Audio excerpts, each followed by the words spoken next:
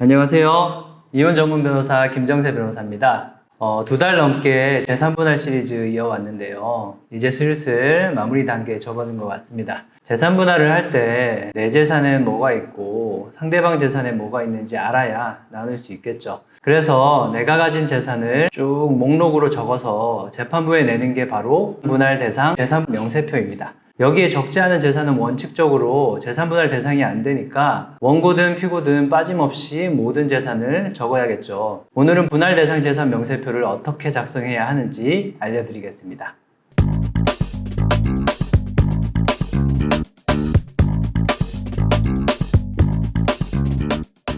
자, 이제 분할 대상 재산 명세표라는 게 있는데 이거는 양식이 가정법원 홈페이지에 있으니까 한번 받아서 작성해 보시면 좋아요. 보시면 이제 서두에 주의사항이라고 있는데요. 첫 번째 보시면은 이렇게 적혀 있어요. 이 표에 기재하지 않은 재산은 원칙적으로 재산분할 대상으로 고려하지 않는다. 그러니까 빠짐없이 써달라 라고 적혀 있죠. 특이사항이 있으면 비고란에 기재할 것이라고 되어 있는데 예를 들어서 이 재산은 특유재산이라든지 아니면 명의신탁된 재산이라든지 특별히 기여한 부분이 있다든지 이런 것들이 있으면 비고란에 쓰시면 되겠습니다. 세 번째로는 이제 기재 요령이 있어요. 여기서 이제 주의하실 부분은 기준 시점이라는 게 있어요. 자, 내용이 좀 어려운데 무슨 말이냐면 이 재판의 가장 마지막 날 재판을 해보면은 변론이라는 것을 종결하는 날이 있어요. 그 날이 기준이 된다는 거예요.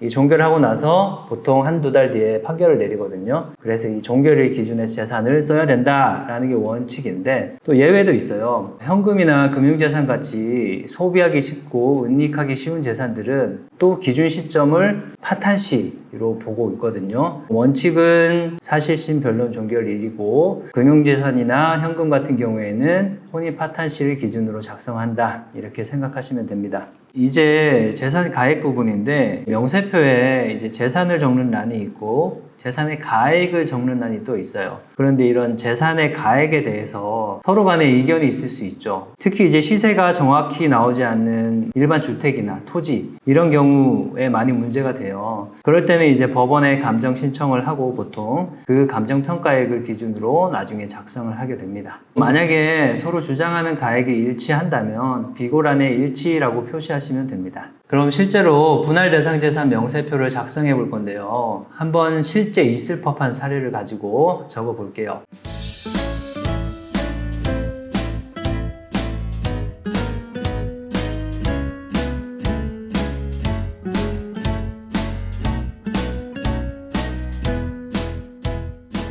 남편분이 재산이 좀 많네요. 자, 그럼 한번 분할 대상 재산 명세표를 적어 볼까요? 서울가정법원 홈페이지에서 받은 분할 대상 재산 명세표 양식이 있습니다. 자, 하나씩 써보겠습니다. 원고인 남편의 재산으로 먼저 아파트가 있었죠. 아파트 같은 경우에는 이제 등기부 등본, 등기사항 전부 증명서에 있는 주소를 쓰시면 돼요. 아까 이제 서울 강동구 이제 주소를 쭉 쓰시면 되는데 일단 여기는 소재 아파트라고 기재를 해 놓겠습니다. 그리고 이 아파트의 가액은 아까 6억 원이었죠. 6억 원 이렇게 쓰시면 되고 증거로는 보통은 이제 등기부를 내기도 하고 원고기 때문에 갑 제 1호증이라고 해서 쓰는데 일단 보시기 편하게 서류 이름을 적을게요. 보통 부동산은 등기사항 증명서를 제출을 하고 가액에 관해서는 KB 시세 자료를 제출을 합니다. 은행에 적금 2천만 원이 있다고 했어요. 이미 A은행이라고 해봅시다. 은행에 적금 2천만 원 이렇게 쓰시면 되고 좀 더 이제 자세히 쓰자라고 한다면 이런 적금, 예금 이런 게 다 은행에 대한 채권이에요.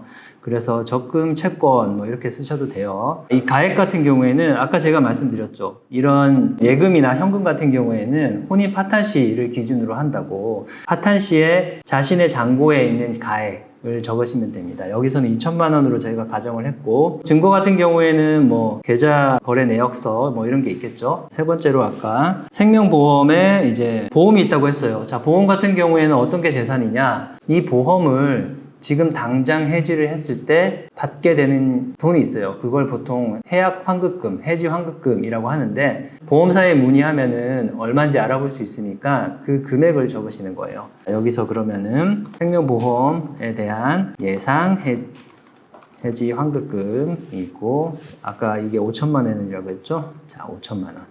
이렇게 쓰시면 됩니다. 이 같은 경우에는 보험 증서나 이런 걸로 증거를 제출하시면 됩니다. 네 번째로는 주식이 있었어요. B사에 대한 주식 몇 주 이렇게 쓰시면 되고, 주식의 가액은 그날의 종가로 쓰시면 되는데, 아까 500만 원이라고 가정을 했어요. 그래서 제가 여기다 500만 원이라고 쓸 텐데, 자, 주의하셔야 될 부분은 현금이나 예금 같은 경우에 혼인 파탄 시가 기준 시점이지만, 다른 부동산이나 주식, 차량 이런 경우에는 원칙대로 재판이 끝날 때쯤에 가액이 돼요. 그래서 나중에 변론 끝날 때쯤에 다시 한번 바꿔야 돼요. 그 시점의 가액으로. 이것 또한 뭐 주식 시세창이 있겠죠. 네이버에서 검색을 하셔도 되고, 그 화면을 제출을 하시면 됩니다. 가상화폐, 코인도 뭐 몇 개가 있다라고 적으시면 되고, 가액을 아까 200만 원이라고 저희가 가정을 했습니다. 이것도 물론 변론이 끝나면 변론이 끝날 시점에 맞는 금액으로 고치시면 됩니다. 이것도 거래소 화면이나 뭐 거래소 거래 내역으로 잔고 증명을 할 수 있겠죠. 그 다음에 자동차가 있어요. 재산 표시에는 차량 번호 정도 적어주시면 돼요. 굳이 뭐 모델이나 연식이나 뭐 이런 걸 다 적으실 필요는 없고, 이렇게 적어두시고, 중고 시세를 적으시는데 중고 시세 사이트에 있는 금액을 적으시는 게 아니고, 차량의 자동차 보험이 있잖아요. 그 자동차 보험의 보험증권을 받아보시면 가액이라고 적혀 있어요. 그 차량의 가액을 쓰시는 겁니다. 저희는 여기서 2천만 원으로 가정을 했으니까 이렇게 2천만 원을 쓰고, 증거는 보험증권, 자동차 보험증권을 제출하시면 됩니다. 부모님으로부터 빌린 돈 500만 원이 있다고 했잖아요. 이거는 적극재산일까요? 소극재산일까요? 이거는 갚아야 하는 채무예요. 이런 채무들은 다 소극재산이 되거든요. 그래서 이 소극재산란에 쓰는 겁니다.